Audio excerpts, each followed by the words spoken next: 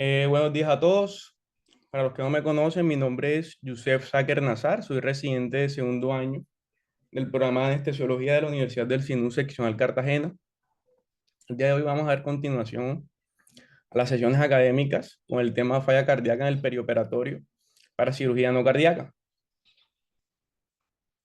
Bueno, esto es un poco sobre lo que vamos a estar revisando, la tabla de contenido. Vamos a hablar sobre la introducción, la epidemiología, etiología de definición, la valoración preoperatoria, cómo se da el manejo farmacológico en el perioperatorio, al igual que los estudios perioperatorios, cómo es el tratamiento intraoperatorio.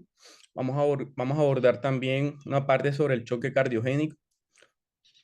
Vamos a evaluar también cómo se da el manejo postoperatorio y por último, unas conclusiones. Bueno, para empezar, hay que tener presente que la falla cardíaca es una enfermedad cada vez más prevalente.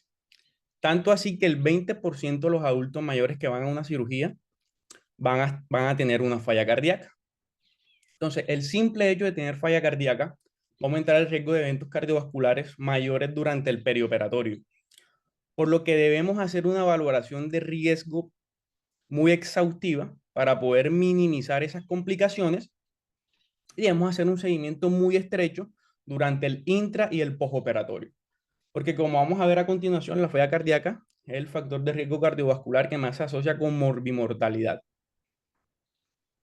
Entonces, hablando un poco sobre la epidemiología, vamos a tener que la prevalencia de alrededor un 2 a 3% en los adultos. Y miren que puede ser hasta de un 10% en aquellos adultos mayores de 80 años. Se estima que la prevalencia en Colombia es alrededor de un 2,3%, de los cuales el 52% corresponde a la falla cardíaca con FEBI preservada y un 33% va a corresponder a la falla cardíaca con FEBI reducida. Lo que llama la atención es que actualmente los estudios nos dicen que los pacientes que más están sobreviviendo son los pacientes con FEBI reducida. Y quizás esto se debe al avance en el tratamiento farmacológico en este tipo de población, ya que aún el tratamiento en FEBI preservada está muy crudo. Dentro del 6 al 7% de los pacientes de cirugía no cardíaca van a presentar una falla cardíaca, estoy hablando obviamente en el ámbito de Colombia, y siempre tener presente que la falla cardíaca es un factor de riesgo independiente de morbimortalidad perioperatoria y complicaciones perioperatorias. ¿Cuáles son las complicaciones más frecuentes asociadas a esta entidad? Los eventos cardiovasculares mayores, una agudización de la falla cardíaca, una cardiopatía isquémica, hipotensión, hipertensión y arritmias que pueden llegar a ser fatales. Bueno, entonces, ¿qué nos dicen los estudios? ¿Qué nos dicen la evidencia con respecto a las complicaciones en los pacientes con falla cardíaca? Bueno, quise traer estos dos estudios. Son un poco viejos, pero pues son de los mejores que hay con respecto al tema. Empezamos con este que está en el escalón de arriba. Es un estudio observacional retrospectivo y aleatorizado que fue publicado en el año 2004 en la revista del Colegio Americano de Cardiología. Básicamente en este estudio se incluyeron pacientes mayores de 65 años que tienen un diagnóstico de insuficiencia cardíaca o enfermedad coronaria y a la vez que estuvieran hospitalizados para una cirugía mayor no cardíaca. ¿Qué se buscaba con este estudio? Evaluar cuál era la mortalidad y la tasa de readmisión en ambos grupos. ¿Y qué se encontró? Que aquellos pacientes con insuficiencia cardíaca son los que tienen mayor riesgo de mortalidad y complicaciones perioperatorias en los primeros 30 días después de la cirugía no cardíaca. Incluso cuando estos pacientes van a cuidados perioperatorios avanzados, y esto más que todo cuando son cirugías emergentes o cirugías urgentes. En el estudio de abajo, que estoy señalando, es un estudio de cohorte publicado en el 2011 en la revista Circulation, que es una revista americana que publica para la AJA. En este incluyeron pacientes mayores de 20 años que tenían un diagnóstico de insuficiencia cardíaca de origen isquémico o no isquémico, enfermedad coronaria y fibrilación auricular, que iban a una cirugía cardíaca mayor o menor y se evaluó cuál era la mortalidad de 30 días. Y como podemos observar, este diagrama de barras que está acá abajo, aquellos pacientes con falla cardíaca no isquémica e isquémica son los que más se mueren, son los que más reingresan por una causa cardíaca después del postoperatorio, y a su vez son los pacientes que también se rehospitalizan más independientemente de la causa. Entonces, ¿cuál es el mensaje que quiero que se lleven con esto? Que la falla cardíaca es el principal factor de riesgo cardiovascular que se va a asociar a morbimortalidad en el contexto perioperatorio, incluso por encima de la cardiopatía isquémica y de las arritmias. Bueno, hablando un poco sobre las etiologías, la falla cardíaca puede presentarse por cualquier alteración en el aparato cardíaco. Cuando digo cualquier alteración, pueden ser valvulopatías, enfermedades del pericardio, del endocardio o alteraciones del ritmo en la conducción. Entre las más frecuentes que vamos a encontrar, la enfermedad coronaria arterial o arterial coronaria, la hipertensión arterial, sobre todo la crónica y la maltratada, la enfermedad valvular, las arritmias, cardiopatías congénitas, infecciones, medicamentos, las infiltrativas. También enfermedades del pericardio, metabólica, enfermedades neuromuscular y las enfermedades de depósito. Bueno, en esta tablita básicamente nos definen la falla cardíaca y a su vez nos las clasifican. Entonces, ¿cómo se define la falla cardíaca? Es un síndrome clínico crónico y progresivo que va a estar causado por alteraciones estructurales y funcionales que pueden manifestarse con una fracción de eyección disminuida o una fracción de eyección preservada. Y debe ser corroborado por alguno de los siguientes: elevación de los péptidos natriuréticos y una evidencia objetiva de congestión pulmonar o congestión sistémica. Esto evidenciando, pues, por el examen físico y estudios de imagen como son las radiografías y el ecocardiograma. Entonces, ¿cómo nos las van a clasificar? ¿Cómo van a ser los estadios de la falla cardíaca? Tenemos un estadio A, B, C y D. El A principalmente es aquel paciente que solo va a tener factores de riesgo para falla cardíaca. Es un paciente que no va a tener síntomas y es un paciente que no va a tener alteraciones estructurales. En el estadio B va a ser aquel paciente que no tiene síntomas de falla cardíaca, pero va a tener alteraciones estructurales, con una función cardíaca normal y puede tener elevación de los biomarcadores. En el estadio C, vamos a tener aquel paciente que va a presentar ya signos y síntomas, ya sean de novo o previos, causados o evidenciados por una alteración funcional o estructural. Esto en el ecocardiograma. Y por último, en el estadio D, va a ser aquel paciente con una enfermedad avanzada que va a tener hospitalizaciones recurrentes que muchas veces requieren soporte circulatorio mecánico o, en su defecto, cuidados paliativos. Entonces tenemos otra clasificación que ya va de acuerdo a la fracción de eyección. Cuando hablamos de un paciente con falla cardíaca con FEBI disminuida, que es el paciente que tiene FEBI por debajo del 40%. Entra también esta clasificación, que es aquel paciente con una FEBI moderadamente reducida, perdón, es aquel paciente que tiene una FEBI entre el 41 y 49%. Y por último, aquel paciente que tiene una falla cardíaca con FEBI preservada, que es aquel que va a tener una FEBI mayor al 50%. Entonces, en esta tablita de acá, básicamente, nos hacen la definición y en pocas palabras cómo se diagnostican los diferentes estadios de la falla cardíaca o tipos de falla cardíaca de acuerdo a la FEBI. Entonces tenemos aquellos pacientes con falla cardíaca FEBI reducida, como podemos observar signos y síntomas, con FEBI menor al 40%, la moderadamente reducida, con signos y síntomas, FEBI de 41 a 49%, y aquellos pacientes con una insuficiencia cardíaca con FEBI preservada, aquel que va a tener signos, síntomas, FEBI mayor al 50% y además debe observarse anomalías cardíacas estructurales o funcionales compatibles con presencia de difusión diastólicas o en su efecto elevación de las presiones de llenado del ventrículo izquierdo. Y por último, no menos importante, la clasificación de la clase funcional, en este caso la de la NIJA, es importante tenerla en cuenta porque la clase funcional tiene un valor pronóstico bastante importante. Entonces, ¿cómo vamos a hacer la evaluación preoperatoria de estos pacientes con falla cardíaca? Entonces, una vez ya comprendemos el hecho que representa tener antecedentes de falla cardíaca, debemos hacer una valoración muy cuidadosa para poder identificar a esos pacientes, poder optimizarlo y disminuir el riesgo de eventos cardiovasculares mayores. Entonces vamos a tener dos escenarios. Aquel paciente que aún no tiene el diagnóstico, pero tiene factores de riesgo, o aquel paciente que tiene síntomas de falla cardíaca, pero recordemos, aún no está diagnosticado. Y por otra parte, pues el escenario más fácil, entre comillas, que el paciente con una falla cardíaca diagnosticada, que puede ser crónica o que puede ser aguda. Cuando tenemos un paciente con una falla cardíaca crónica, es importante tener en cuenta estos cuatro ítems. Uno, si el paciente está compensado. Dos, si el paciente está descompensado. Qué tan avanzada está la falla cardíaca y si tiene una FEBI menor al 30%.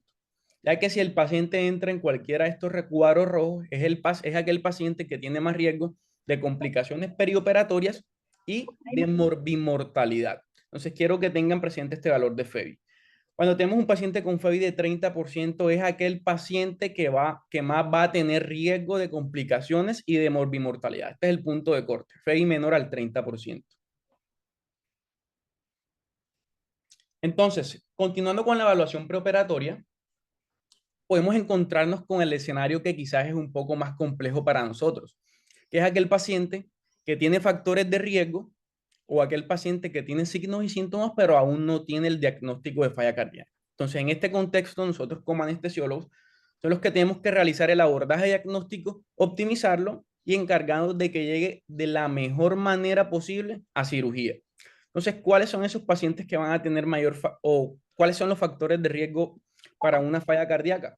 El paciente que tiene abuso de alcohol o de cocaína, historia de infarto agudo del miocardio, obesidad, sobre todo cuando es obesidad grado 2 en adelante, la dislipidemia, la quimioterapia cardiotóxica, sobre todo con trastuzumab y antraciclinas, hipertensión arterial de larga data, sobre todo cuando es mal controlada, pacientes con diabetes y con historia familiar de falla cardíaca. Algunos signos físicos que nosotros podemos observar o que nos pueden orientar que estamos ante un paciente con falla cardíaca, vamos a tener la taquicardia en reposo, un impulso apical desplazado, tercer y cuarto ruido, soplo de nuevo e insuficiencia mitral o en sus efectos signos de congestión. En el electrocardiograma, ¿qué vamos a encontrar? Podemos encontrar lesión miocárdica extensa, anomalías en la repolarización o de la onda T, bloqueos de rama izquierda y una fibrilación auricular de nuevo u otras arritmias. Y en la radiografía de tórax, pues que vamos a encontrar aumento de la relación cardiotorácica, redistribución apical del flujo sanguíneo pulmonar. Entonces, para tener en cuenta lo que nosotros vamos a indagar en la valoración preoperatoria o lo que vamos a buscar en aquel paciente que no tiene falla cardíaca, pero que la estamos sospechando o que sea un paciente con factores de riesgo. Entonces, quise traer este cuadrito que son aquellos factores que más se asocian con aumento en el riesgo perioperatorio. Entonces van a ser aquellos pacientes que tengan infarto en los últimos 60 días o una angina inestable, aquellos pacientes hipertensos mal controlados, como mencioné anteriormente, arritmias de alto grado, falla cardíaca descompensada y miren, vuelve al escenario la FEBI menor al 30%. Y por último, valvulopatías hemodinámicamente significativas, sobre todo aquellos pacientes con estenosis aórticas. Entonces, una vez ya hacemos esa valoración inicial, buscamos los signos, síntomas compatibles de falla cardíaca, es importante realizar estas tres cosas. Uno, escalas de riesgo, valorar el riesgo de la cirugía y el tipo de falla cardíaca. Con respecto a las escalas de riesgo, con esto me refiero, riesgo de presentar eventos cardiovasculares mayores en el perioperatorio, pues hay varias, la más utilizada está la del I y la del NSQIP. Siempre valorar el riesgo de cirugía, si es una cirugía de bajo, intermedio o riesgo alto. Y por último, falla cardíaca. Entonces, miren, entre más disminuye la FEBI, que es lo que nos dice esta flechita, es aquel paciente que más va a tener riesgos de eventos cardiovasculares mayores en el perioperatorio. Entonces, tener siempre presente tipo de cirugía, el riesgo de eventos cardiovasculares mayores y la FEBI de los pacientes. Recuerden el valor de corte menor a 30%. Entonces, hablemos un poco sobre la farmacología perioperatoria. Recordemos que los beta bloqueadores un grupo farmacológico que disminuye el consumo miocárdico de oxígeno por su efecto inotrópico y cronotrópico negativo. Y aparte de ese, hay algunos beta bloqueadores como lo son el metoprolol que tienen un efecto inmunomodulador, ya que disminuyen la hiperactivación de neutrófilos, sobre todo en el contexto de una falla cardíaca agudizada. Entonces, ¿qué nos dicen los estudios o la evidencia con respecto al uso de estos fármacos en el contexto de una falla cardíaca? Entonces, uno de los estudios más grandes es el estudio POISE-1. Este fue un estudio clínico controlado y aleatorizado. Incluyeron alrededor de 23 países. Fue publicado en el año 2008 en la revista Lancet. Entonces, ¿cuál era el objetivo de este estudio? Determinar si el beta bloqueador disminuye la incidencia de eventos cardiovasculares mayores como lo fue el infarto agudo del miocardio, la muerte cardiovascular y la parada cardíaca. Entonces, aleatorizaron dos grupos. A un grupo le dieron placebo y al otro le iniciaron metoprolol de liberación prolongada 2 a 4 horas antes de la cirugía. Entonces, ¿qué se encontró en este estudio? Que efectivamente los betabloqueadores, principalmente el metoprolol, redujo significativamente los desenlaces cardiovasculares fatales, pero a su vez se encontraron que se asoció con mayor riesgo de ictus, hipotensión y bradicardia. Entonces, con respecto a los estudios, ¿qué nos dicen las recomendaciones actuales? Si el paciente viene consumiendo betabloqueadores, el paciente debe continuarlos en el contexto perioperatorio. Si por el contrario el paciente no viene consumiendo, la AJA 2024 nos dice que deben iniciarse al menos en un lapso mayor a 7 días antes de la cirugía. ¿Por qué más de 7 días? Por esto, porque si se inician antes de este periodo de tiempo, se asocian con mayor riesgo de ictus, hipotensión y bradicardia. Y también nos mencionas que la frecuencia que debemos manejar en estos pacientes puede ir entre 60 y 80. Entonces, con respecto a los árados y los IECAS que tenemos, todos los estudios, la mayoría de los estudios nos dicen que si estos fármacos se continúan el día de cirugía, vamos a tener más riesgo de hipotensión intraoperatoria con las diferentes consecuencias como lo son la cardiopatía isquémica, enfermedad renal crónica e ictus. Y por lo tanto vamos a requerir mayor inotrópico y mayor vasopresores.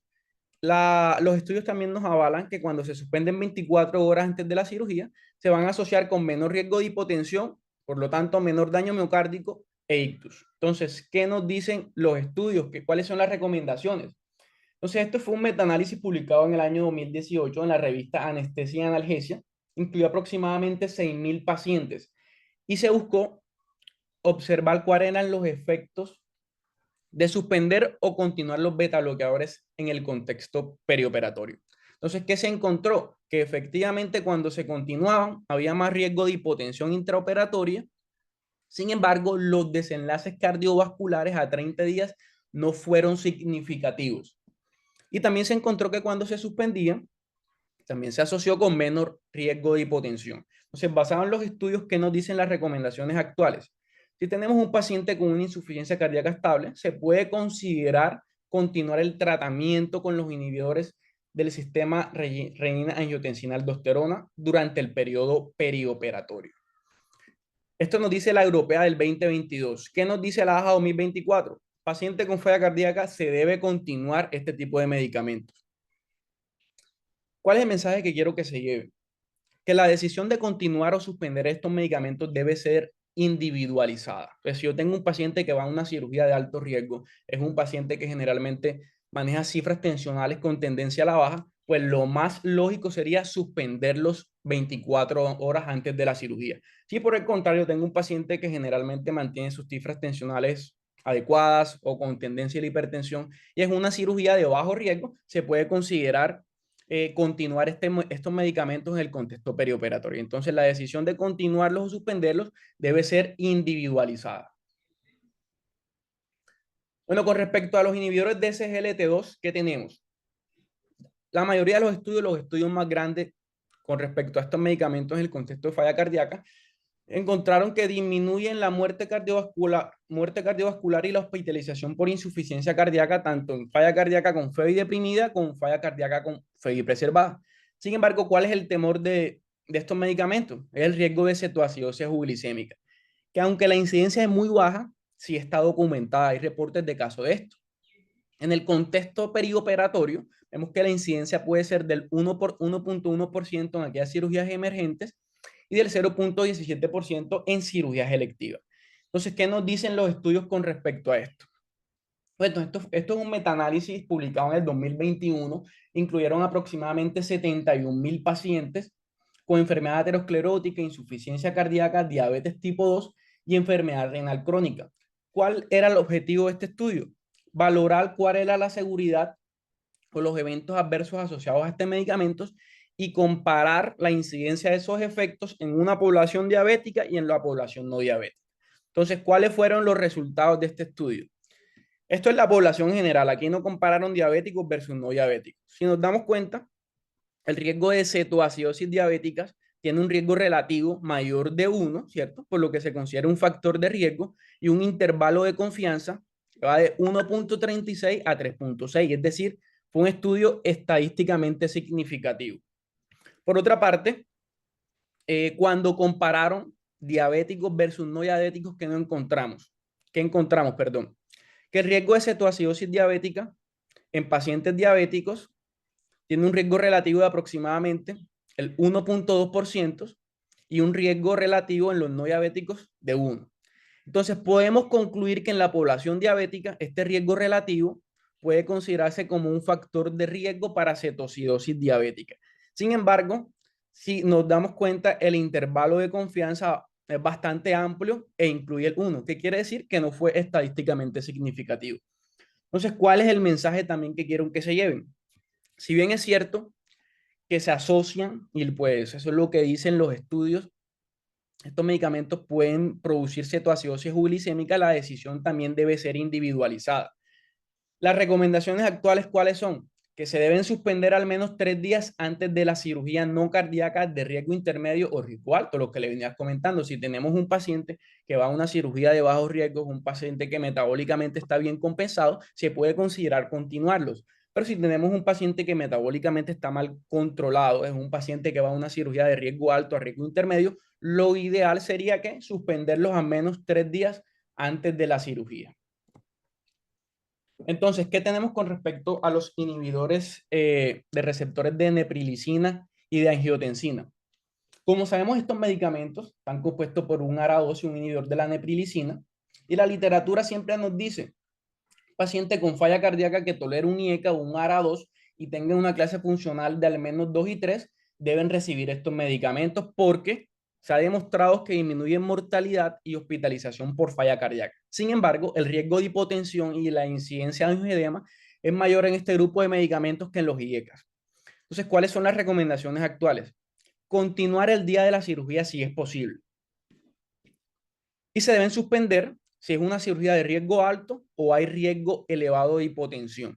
Entonces, también la decisión debe ser individualizada. Cirugía de riesgo alto, paciente con tendencia a la hipotensión, lo ideal es suspenderlos. Y si es un paciente pues que está bien controlado, es una cirugía de bajo riesgo, se puede considerar el uso de estos medicamentos. Y siempre tener en cuenta que debe haber por lo menos un intervalo de 36 horas entre la última dosis de un IECA para poder iniciar estos medicamentos. Entonces, dentro de los otros grupos farmacológicos vamos a tener los diuréticos. La decisión de continuar o suspenderlos también debe ser individualizada, pues porque en una cirugía de riesgo alto, en un paciente que está hipovolémico, tiene mayor riesgo de hipotensión si se continúa, vigilar siempre los trastornos hidroelectrolíticos. Cuanto a los antagonistas del receptor de mineralocorticoide, también se deben continuar el día de la cirugía, pendiente a la hipercalemia que pueden producir. Las estatinas también se deben continuar si ya los venían recibiendo. Y con respecto a los cuales sean antagonistas, continuarlos si los venía recibiendo, sobre todo en aquellos pacientes con angina espástica o con angina de Prince-Metal, teniendo siempre presente que pueden asociarse con mayor riesgo de hipotensión y bradicardia, sobre todo en el contexto postoperatorio. Y con respecto a la dioxina, se debe continuar, ya que se ha demostrado que cuando se suspenden se asocian con mayor riesgo de hospitalizaciones. Entonces, la AJA 2024 nos da un mensaje. Los únicos medicamentos que deben suspenderse 3 días antes de la cirugía son los inhibidores de SGLT2. Y por lo general, los demás medicamentos se deben continuar, al menos que estén contraindicados. Pero son muy enfáticos en esto. La decisión de continuarlos o suspenderlos siempre debe ser individualizada, viendo el tipo de paciente que tenemos enfrente y valorando el riesgo de la cirugía. Bueno, con respecto a los estudios preoperatorios, aparte de hacer una adecuada valoración clínica, debemos definir qué pacientes debemos solicitarles estudios preoperatorios. Entonces, las guías siempre van insistiendo, estos exámenes no se deben hacer de rutina, deben hacerse pues dependiendo del tipo de paciente y el tipo de cirugía. Entonces, cuando hablamos de electrocardiograma, siempre que sospechemos de una enfermedad cardíaca, paciente que tenga factores de riesgo cardiovasculares o aquel paciente que tenga una insuficiencia cardíaca ya diagnosticada. Todo paciente mayor de 65 con factor de riesgo cardiovascular, y la razón de ser de un electrocardiograma preoperatorio es para tener un trazo basal y poder compararlo con el trazo intraoperatorio y poder detectar si hay cambios dinámicos. Con respecto a la radiografía de tórax, tampoco debe hacerse de rutina, se debe mandar o solicitar cuando sospechamos de un edema pulmonar o un paciente con un síndrome clínico de falla cardíaca. Entonces, continuando con los estudios preoperatorios, tenemos el ecocardiograma. Entonces, ¿qué nos dicen las diferentes guías? ¿Cuáles son las recomendaciones? Cuando dicen no de rutina, aclaro, no de rutina a la población en general con y sin falla cardíaca y en cualquier tipo de cirugía, porque todo paciente con falla cardíaca y función ventricular desconocida debe tener un ecocardiograma previo a la cirugía, sobre todo cuando no lo tenemos en un lapso de 6 meses. Siempre que sospechemos de una enfermedad cardíaca, solicitarlo, que es aquel paciente que presenta disnea o síntomas de falla cardíaca, una falla cardíaca descompensada o cambios en el estatus clínico, aquel paciente que venía bien controlado y ahora está bien sintomático, y no solicitarlo en pacientes asintomáticos, así tengan enfermedad cardiovascular establecida. Ojo, esto es en la población general, recordemos, todo paciente con falla cardíaca, con función ventricular desconocida, debe tener un ecocardiograma por lo menos 6 meses antes de la cirugía. Con respecto a los biomarcadores, tenemos los péptidos, el BNP y el NT-proBNP, los biomarcadores más estudiados en la falla cardíaca. Tener presente que este grupo farmacológico y pacientes con enfermedad renal crónica pueden elevarlos. Se ha demostrado que entre más elevados estén los valores o los umbrales de estos péptidos, se van a asociar con mayor riesgo de eventos cardiovasculares mayores. La AJA 2024 nos dice, todo paciente mayor de 65 años o mayor de 45 años con síntomas cardiovasculares que va a una cirugía de alto riesgo debemos solicitar. Entonces, esto no es una recomendación absoluta, también nos dicen que debe ser individualizada. Y recordemos que los valores de péptidos van de acuerdo a la edad. Pacientes menores de 50 años, 450, pacientes entre 50 y 70 años, 900, y mayores de 70 años, 1800. Con respecto a las troponinas es lo mismo. ¿Qué nos dice la AJA 2024? Paciente mayor de 65 años o aquel mayor de 45 años con síntomas cardiovasculares que van a una cirugía de alto riesgo, pero pues la decisión también debe ser individualizada. No todo paciente mayor de 45 años o mayor de 65 que va a una cirugía de riesgo alto se le debe solicitar, al menos que sea un paciente con una enfermedad cardíaca ya de base o que estemos sospechando de una falla cardíaca de nuevo. Entonces, una vez ya nosotros hacemos esa valoración preoperatoria, hacemos una buena historia clínica, hacemos un buen examen físico, mandamos estudios si están indicados, nos debemos preguntar, ¿se puede operar o no se puede operar el paciente? Entonces, ¿de qué va a depender esa decisión? Uno, de la urgencia o la emergencia de la cirugía. Entonces, podemos encontrarnos con 3 escenarios. Aquel paciente que requiere una cirugía emergente, una urgente o una electiva. Si el paciente a una cirugía emergente, sí o sí, tiene que ir independientemente de lo que encontremos en la valoración preoperatoria, en el examen físico, en los estudios que mandemos.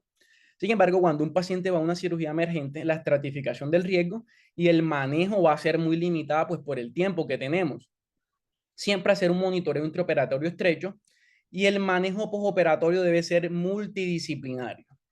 Si nos encontramos ante una cirugía urgente, siempre debemos definir con el grupo quirúrgico si tenemos un lapso de tiempo para poder optimizar lo que más podamos al paciente. Generalmente, unas 6 a 24 horas. Siempre valorar la clase funcional, recordemos que es un factor pronóstico, y evaluar el riesgo-beneficio. Si el paciente se beneficia más de un procedimiento quirúrgico o si por el contrario se puede beneficiar más del manejo médico. Y si es un paciente con una cirugía electiva, el diagnóstico de falla cardíaca es de nuevo, debe recibir optimización farmacológica durante al menos 3 meses para poderse operar. Y si es una descompensación aguda, debe recibir optimización farmacológica durante al menos 1 mes para poderse operar y siempre valorar el riesgo-beneficio. Entonces, esto es un algoritmo que básicamente nos resume qué es lo que vamos a hacer en aquel paciente con falla cardíaca que va a una cirugía emergente o a una cirugía que no es emergente. Entonces, si nos encontramos ante una cirugía emergente, como dije anteriormente, debemos operarlo sí o sí. Si no es una cirugía emergente, si por el contrario es una cirugía urgente, valoramos la presencia de síntomas. Si el paciente está estable, valoramos el riesgo cardiovascular, el riesgo de eventos cardiovasculares mayores, perdón. Si es menor al 1%, el paciente va a cirugía. Si es menor al 1%, debemos valorar la clase funcional. Entonces, miren la importancia de la clase funcional. Si tiene una buena clase funcional, el paciente puede ir a cirugía, y si por el contrario no tiene buena clase funcional, valorar siempre riesgo-beneficio. Si tenemos el contexto de una falla cardíaca agudizada, un paciente que esté sintomático, como mencioné anteriormente, valorar si tenemos ese lapso de 6 a 24 horas para poder optimizar. Si logramos estabilizar el paciente en este lapso, valorar el riesgo de eventos cardiovasculares mayores. Si es menor al 1%, el paciente va a cirugía. Si es menor al 1%, si es mayor al 1%, perdón, se valora la clase funcional. Si tiene buena clase funcional, el paciente va a cirugía. Si no, se valora el riesgo-beneficio. Y si por último tenemos un paciente que ya es refractario al tratamiento, paciente que persiste sintomático, considerar terapia avanzada, que ya son dispositivos de asistencia ventricular o dispositivos de resincronización, y continuamos la terapia médica. No es un paciente, es un paciente que definitivamente no va a ir a cirugía. Entonces, hablando más sobre la optimización preoperatoria, estos son como los objetivos que tenemos que cumplir o que en su efecto hacer que se cumplan la mayoría. Uno, optimizar las comorbilidades. Siempre identificar los factores precipitantes para saber qué es lo que yo voy a tratar. Pacientes asintomáticos deben continuar con el régimen farmacológico establecido, obviamente individualizando cada paciente. Aquellos pacientes sintomáticos deberán recibir tratamiento médico para optimizar el estado clínico. Y por último, siempre estos objetivos dirigidos a mejorar los síntomas, que incluye restaurar la oxigenación normal, mejorar perfusión y optimizar la congestión. Entonces, hablando ya sobre el tratamiento intraoperatorio, estos son los 4 pilares de oro. 1, manejo cuidadoso de líquidos. 2, limitar las terapias con efecto hemodinámico adverso. 3, terapia de soporte requerida. Si el paciente requiere, si el paciente requiere vasodilatadores, requiere vasopresores o en su efecto inotrópicos. Y por último, el manejo de la falla cardíaca durante el intraoperatorio es prácticamente que lo mismo que en el paciente que no está en un contexto perioperatorio. Entonces vamos al grano. Primero, tener en cuenta los cambios farmacocinéticos que se pueden presentar en los pacientes con falla cardíaca. Recordemos que son pacientes que tienen mayor volumen intersticial con una disminución en el volumen de distribución. Son pacientes en los que la absorción va a estar disminuida, el metabolismo y la excreción disminuida por disminución del gasto cardíaco, y por lo tanto esto se va a asociar con aumento en la vida media de eliminación y aumento en la semivida sensible al contexto. Entonces, ¿cuáles son las consideraciones anestésicas que debemos? Son 6.6. Pues sí, porque supuestamente. Entonces, ¿cuáles van a ser las consideraciones anestésicas? 1, minimizar los cambios hemodinámicos y mantener variables hemodinámicas lo mejor posible. Es decir, tratar de mantener al paciente eubolémico, tratar de mantener al paciente normotenso, tratar de mantener al paciente con la frecuencia cardíaca metas. Hubo en el contexto de cirugía no cardíaca, no hay diferencias entre tibio y balanceada, como si lo hay en la cirugía cardíaca. Con respecto a los inductores, siempre debemos individualizar. Recordemos los cambios farmacocinéticos que se presentan y de acuerdo a esto, hacer una buena titulación y un buen ajuste de dosis. La PIP y la presión positiva, recordemos que van a disminuir la precarga y el gasto cardíaco. Entonces, mucho ojito con el manejo de PIP en estos pacientes. Con respecto a la monitorización invasiva versus la no invasiva, siempre debemos individualizar cada paciente de acuerdo al estado hemodinámico y al riesgo de la cirugía. Con respecto al monitoreo del gasto cardíaco, la guía nos dice que lo el método de elección es el eco transesofágico. Sin embargo, esto no es de rutina. Tener presente los cambios hemodinámicos que se producen con la anestesia neuroaxial, sobre todo en aquellos pacientes que tienen disfunción miocárdica diastólica, pueden comprometer aún más el gasto cardíaco. Siempre garantizar un buen control del dolor. Y en el caso de cirugía por laparoscopia, tratar de reducir las presiones del neumoperidoneo y garantizar una buena relajación con el objetivo de disminuir los efectos hemodinámicos que tiene el neumoperitoneo. Y por último, tenemos un umbral de transfusión en estos pacientes que es de 8 gramos sobre decilitros. Bueno, con respecto a los pilares cardiovasculares, ¿qué es lo que nosotros cuáles van a ser nuestros objetivos con respecto a la parte cardiovascular durante el intraoperatorio? Uno, valorar la precarga. Es decir, si un paciente necesita diuréticos porque está hipervolémico o si por el contrario es un paciente que está hipovolémico y se beneficia de líquidos endovenosos. Recordemos que estos pacientes tienen presiones de llenados aumentadas, por lo tanto las medidas estáticas no nos van a servir como referencia o como guía para valorar la precarga, por lo que debemos utilizar las medidas dinámicas, siempre teniendo presente que aunque nosotros mejoremos la precarga, estos pacientes o sea, los cambios en el gasto cardíaco y en el volumen sistólico no van a ser tan marcados con la administración de líquido. Entonces, muchas veces esto puede confundirnos. Un paciente que le estamos metiendo líquido no vamos a tener cambios dinámicos en el índice de variabilidad de volumen sistólico, de presión de pulso, y esto nos puede llevar a ponerle más líquido a los pacientes. Entonces, tener presente en eso, que los cambios en las variables dinámicas no van a ser tan marcadas en estos pacientes. Con respecto a la postcarga, siempre valorar el uso de vasodilatadores o vasopresores siempre que sea necesario. Con respecto a la contractilidad, se ha demostrado que los inotrópicos en el contexto perioperatorio pueden aumentar la mortalidad. Pero si es un paciente que está hipoperfundido, es un paciente que requiere inotrópicos, debemos administrarlo sin miedo. Y siempre tratar de controlar el ritmo y mantener la frecuencia entre 60 y 80, como mencioné anteriormente. Entonces, ¿qué vamos a hacer ante aquel paciente que presenta alteraciones hemodinámicas en el intraoperatorio? Lo primero es identificar la causa. Si nosotros no sabemos qué es lo que está estabilizando al paciente, no vamos a saber actuar. Valorar el estado de volumen. Podemos encontrarnos con un paciente que esté hipovolémico o un paciente que esté congestivo. Siempre valorar ritmo y frecuencia cardíaca y valorar la perfusión tisular, ya sea con lactato, con clínica, con saturación venosa central. Y aquí se me pasó agregar la diferencia arteriovenosa de CO2, que junto con la saturación venosa nos pueden orientar mucho mejor que el lactato ante un paciente que esté hipoperfundido. Entonces, este va a ser el algoritmo de manejo en un paciente con una falla cardíaca agudizada. Como mencioné, el manejo es prácticamente el mismo que un paciente fuera de quirófano. Entonces, tenemos que valorar si el paciente está congestivo o no. El 95% de los pacientes van a estar congestivos y por otra parte, solo el 5% de los pacientes van a estar secos. Entonces, si es un paciente que está congestivo, tenemos que valorar la perfusión. Si el paciente tiene buena perfusión, probablemente sea un paciente que esté caliente húmedo. Entonces, ante este paciente caliente húmedo, generalmente son pacientes que presentan normotensión o pacientes que están hipertensos.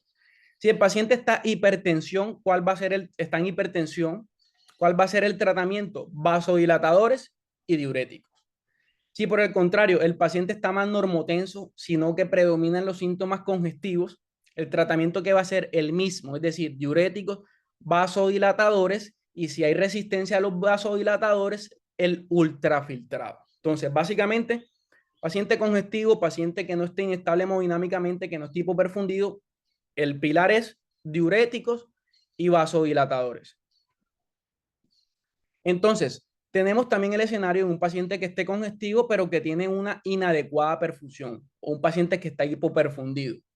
Entonces, en ese escenario valoramos la presión arterial sistólica. Si tenemos presión arterial sistólica menor de 90, el tratamiento ¿con qué va a ser? Con inotrópicos, generalmente esto va de la mano con vasopresores. Recordemos que los inotrópicos pueden tener un efecto beta-2 agonista produciendo vasodilatación y puede hipotensar más al paciente. Entonces, esto va de la mano generalmente. El inotrópico con el vasopresor. una vez ya normalice las presiones de mi paciente, puedo iniciar el tratamiento con los diuréticos. Y del otro lado tenemos el paciente que está congestivo, que está hipoperfundido, pero que no tiene una presión arterial menor a 90. Entonces, ¿cuál va a ser el tratamiento en estos casos? Vasodilatadores, diuréticos y en casos refractarios, agregar el inotrópico. Del otro lado de la balanza tenemos aquel paciente que no está congestivo, sino que está seco, que es el dry patient. Entonces, a esto mismo le valoramos la perfusión. Si el paciente está seco, si está caliente, perdón, y el paciente está estable hemodinámicamente, es aquel paciente que va a estar seco y que va a estar caliente. Entonces, el paciente simplemente debe continuar con su terapia oral en el postoperatorio. Si por otra parte tenemos aquel paciente que está seco, pero es un paciente que está frío, que está hipoperfundido, considerar el Fluid Challenge o el reto con fluidos. Si el paciente no mejora con líquidos, debemos considerar el uso de inotrópicos, porque muy probablemente es aquel paciente que está hipoperfundido y que ya no respondió a los líquidos. Entonces, básicamente, esto me resume el tratamiento de la falla cardíaca aguda durante el intraoperatorio. Básicamente es valorar si el paciente está congestivo y si el paciente está perfundido. Paciente congestivo, bien perfundido, recordemos que si está hipertenso, vasodilatadores más inotrópicos, el paciente no está congestivo, pero está normotenso, el tratamiento es lo mismo. Por otra parte, si tenemos un paciente que no está congestivo, pero que sí está hipoperfundido, podemos hacer un reto con líquidos y si el paciente no mejora, considerar el uso de inotrópicos. Bueno, pues quise agregar esta parte como para tener más ideas sobre esto. El choque cardiogénico es una entidad que debemos saber diagnosticar y saber manejar. Entonces, esto es un síndrome clínico potencialmente mortal que se va a caracterizar por disfunción cardíaca e hipoperfusión sistémica, con una incidencia que viene en aumento y que tiene elevada mortalidad. Tanto así que puede ser de hasta el 30 al 40%. Actualmente, anteriormente la principal causa de choque cardiogénico era la cardiopatía isquémica, el paciente infartado. Sin embargo, la falla cardíaca ya ha venido desplazando al infarto como la principal causa de choque cardiogénico. Y pues esto se debe porque actualmente los pacientes infartados tienen un acceso oportuno a la revascularización. Entonces, la literatura que nos dice o cómo nos define el choque cardiogénico, aquel paciente con hipotensión sostenida, una presión arterial sistólica menor de 90 o necesidad de vasopresores, una hipoperfusión tisular dada por un índice cardíaco bajo o una diferencia arteriovenosa de CO2 mayor a 6 milímetros de mercurio o una saturación venosa central menor a 65 que nos está indicando una entrega inadecuada a los tejidos o mayor a 80 que nos está indicando que hay un consumo inadecuado de oxígeno. Entonces, con estos dos parámetros nos podemos guiar muy bien si el paciente está perfundido, con la diferencia arteriovenosa y con la saturación venosa central. Recordemos que son medidas invasivas. Necesitamos gases venosos, gases arteriales y pues un catéter que esté en la vena cava superior. Si no tenemos acceso de pronto a un ecocardiograma que nos garantice la adecuada posición del catéter, podemos utilizar también la saturación venosa mixta. Y por lo general la diferencia con la central es de aproximadamente 5 a 10%. Entonces, y por último, nos definen el choque cardiogénico aquel paciente con una presión de cuña mayor o igual a 15, que indica un paciente que tiene congestión pulmonar o paciente con congestión pulmonar evidenciada por imágenes. Entonces, estos tres parámetros son los que nos dice la literatura que nos define un paciente con choque cardiogénico. Sin embargo, el diagnóstico es principalmente clínico y muchas veces estas medidas hemodinámicas directas no las tenemos a la mano. ¿Cuál es el punto clave? Que el paciente esté hipoperfundido, porque podemos tener un choque cardiogénico normotensivo y generalmente aquel paciente con choque cardiogénico normotensivo es el que más se asocia con mortalidad. Entonces, la clave, ¿cuál es? Que el paciente esté hipoperfundido. Entonces, para hacerlo práctico, para hacerlo fácil, ¿cuándo sospechamos de un choque cardiogénico? Paciente con enfermedad cardíaca aguda y que esté hipoperfundido en ausencia de hipovolemia u otra causa. Siempre que nos encontremos en este escenario, muy probablemente estemos ante un choque cardiogénico. Entonces, esta es la clasificación de la severidad de la SCAI, que es la Sociedad de Angiografía y de Procedimientos Cardiovasculares. Entonces, ¿cómo nos va a clasificar la SCAI la severidad del choque cardiogénico? Podemos observar esta pirámide. Entonces, el grado A es aquel paciente que no va a presentar síntomas de choque cardiogénico, pero tiene factores de riesgo para presentar el mismo.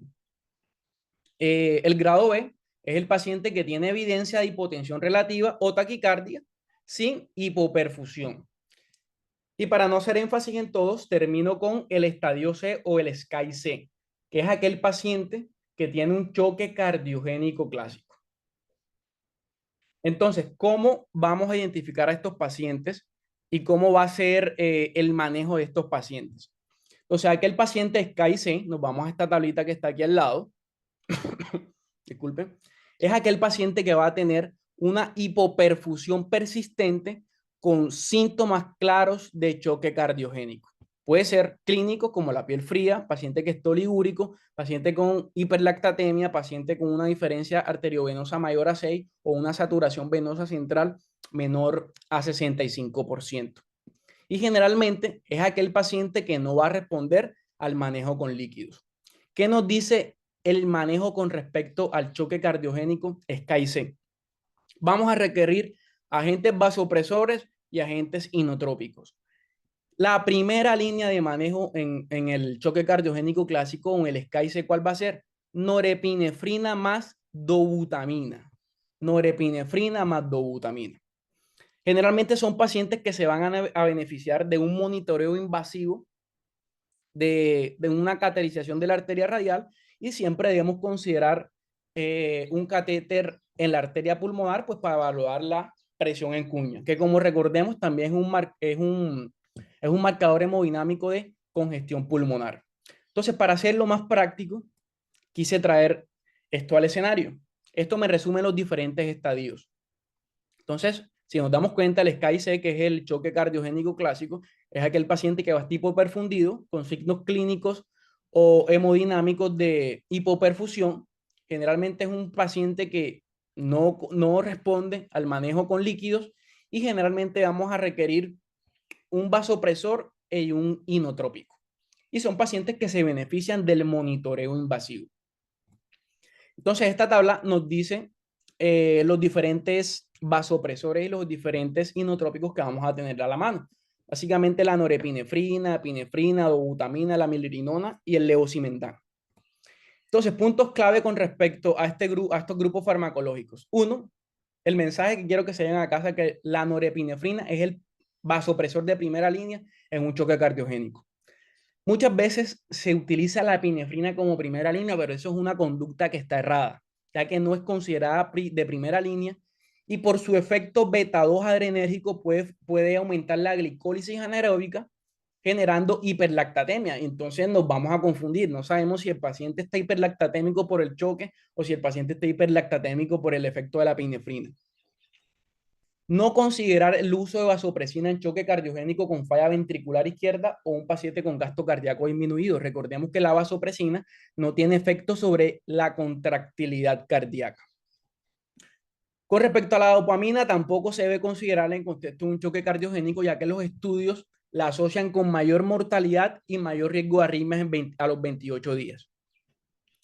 La dobutamina, entonces tenemos que tener presente que este medicamento puede aumentar las demandas miocárdicas de oxígeno, entonces puede aumentar la isquemia y puede asociarse con mayor riesgo de arritmias supraventriculares.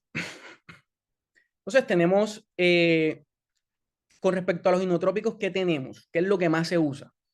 La dobutamina junto con norepinefrina generalmente es el tratamiento de primera línea, pero también tenemos muy buenas opciones como lo son la milrinona, un inhibidor de la fosfodiesterasa 1. Entonces, ¿qué nos dice la literatura?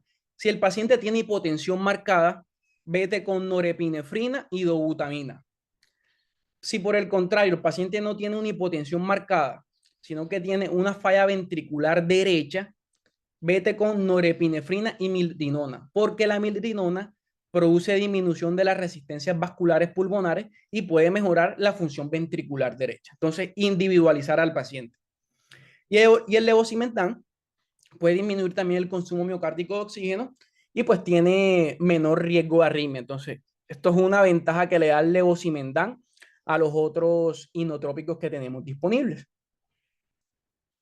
Bueno, con respecto al manejo postoperatorio, siempre debemos definir dónde va a quedar hospitalizado el paciente, si es en sala general o si el paciente va a la UCI, dependiendo principalmente del riesgo de descompensación, el tipo de cirugía y qué tan sintomático esté el paciente. Eso sí, garantizando siempre una monitoría y una evaluación de la volemia, de la estabilidad hemodinámica, de la mecánica respiratoria, de los signos y síntomas de descompensación.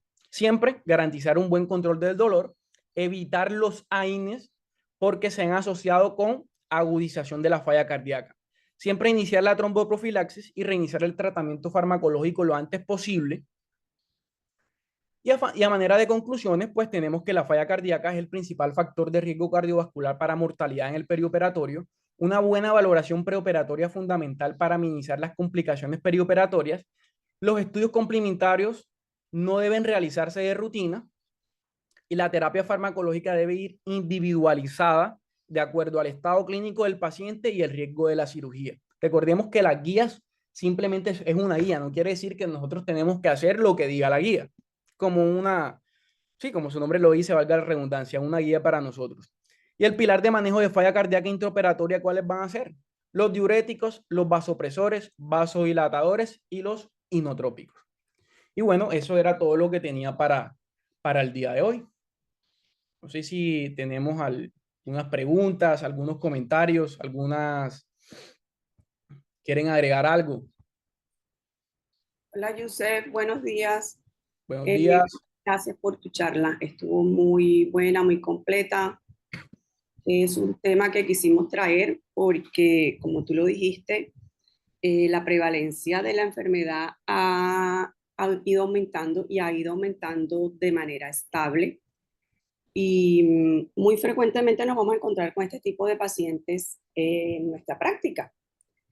Los que trabajamos en IMAD, pues diariamente tenemos pacientes con insuficiencia cardíaca.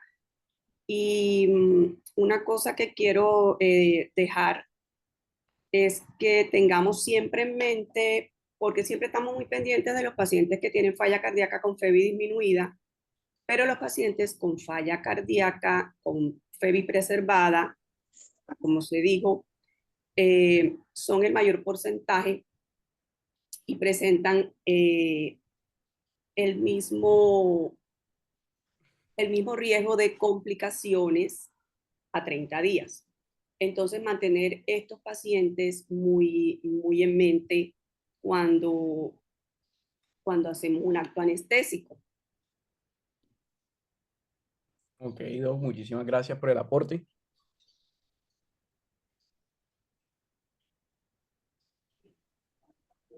Aló, aló. Sí, lo escuchamos, profe. Hombre, gracias por excelente conferencia, muy buena, bien resumida y con puntos claros.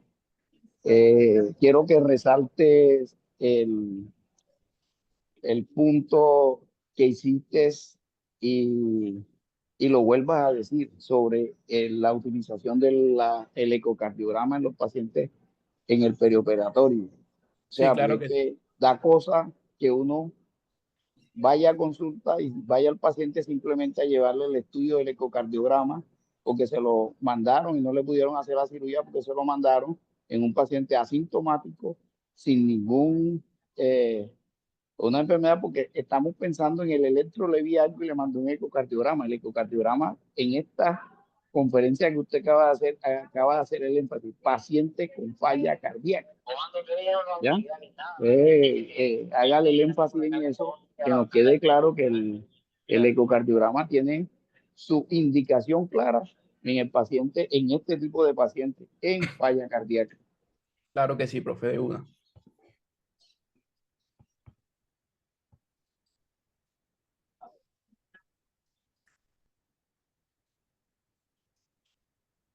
Doctor Matorel, gracias por esa apreciación, porque es algo que continuamente estamos revisando las guías de valoración preanestésica, creo que anualmente las revisamos, algún residente hace charla de actualizaciones de valoración operatoria, pero continuamos viendo lo que usted dice, que en muchos pacientes se les retrasa un procedimiento quirúrgico porque a alguien se le ocurrió pedir un ecocardiograma que no tenía ninguna indicación. Ok, bueno, Doc, respondiendo pues a lo que usted nos estuvo comentando, como podemos ver, el ecocardiograma no se debe hacer de rutina, pero ojo, cuando hablo no de rutina es en la población general, o sea, la población que no tiene falla cardíaca. En el paciente con falla cardíaca, ¿cuándo debemos solicitar un ecocardiograma? Uno, todo paciente con falla cardíaca con función ventricular desconocida, es decir, un ecocardiograma más de 6 meses, debe tener un ecocardiograma reciente.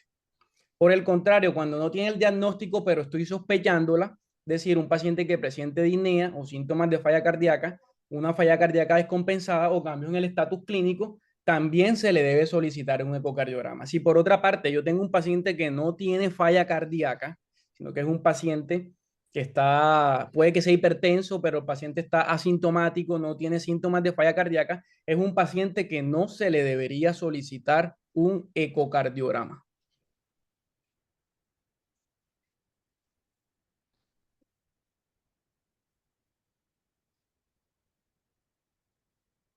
Aló, Doc, no sé si quedó claro ahora sí. Sí, sí, sí, quedó muy claro. Era para que lo remarcara. Ok, perfecto.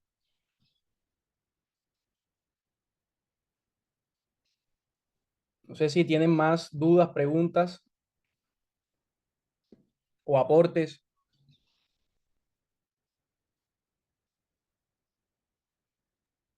Buenos días. Hola, profe, buenos días. ¿Qué tal? ¿Cómo está? Muy buena charla. Yo quería remarcar ahí, ya que están hablando de ecocardiograma, también es importante, por ejemplo, ese paciente que nos llega a consulta, que no tiene antecedente de falla cardíaca, pero que, por ejemplo, en el examen físico encontramos un soplo de nuevo, encontramos un edema, una sobrecarga de líquidos, y no encontramos alguna explicación de esa sobrecarga de líquidos y sospechamos que el paciente puede estar cursando con una falla cardíaca de nuevo, también sería importante pedirle un ecocardiograma o un soplo de nuevo. Ok, listo, profe. Muchas gracias. Perfecto. Carlos, y además de eso, los pacientes en los que se sospecha este tipo de cosas y además va para una cirugía mayor, hay que pedirle biomarcadores. Eso también tenemos que meterlo en nuestro arsenal. Sí, claro, acá está, de hecho, profe, acá yo lo tengo, los biomarcadores, pues. La guía nos dicen que, pues, no, o sea, no son indicaciones absolutas, pero sí son recomendaciones que nos dan la guía, individualizado siempre cada paciente. Pero efectivamente, si yo tengo un paciente que está con síntomas o un paciente que tiene el diagnóstico de falla cardíaca y va a una cirugía de riesgo alto, es un paciente que muy probablemente se beneficie de solicitarle los biomarcadores, ya sean los péptidos o las troponinas.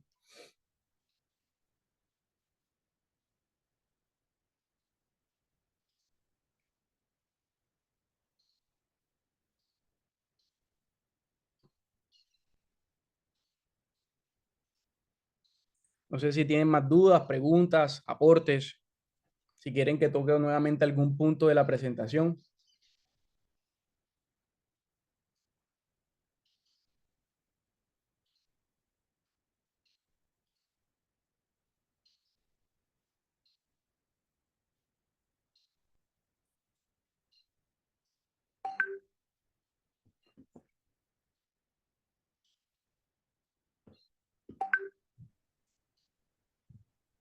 Bueno, si Bueno, no hay más preguntas, entonces damos por terminada la charla. Gracias a todos los asistentes. muchísimas gracias a todos los asistentes. Espero que les haya servido pues, para aclarar de pronto algunas dudas con respecto al manejo perioperatorio de estos pacientes. Muchas gracias por la asistencia. Gracias, Yusef, muy amable.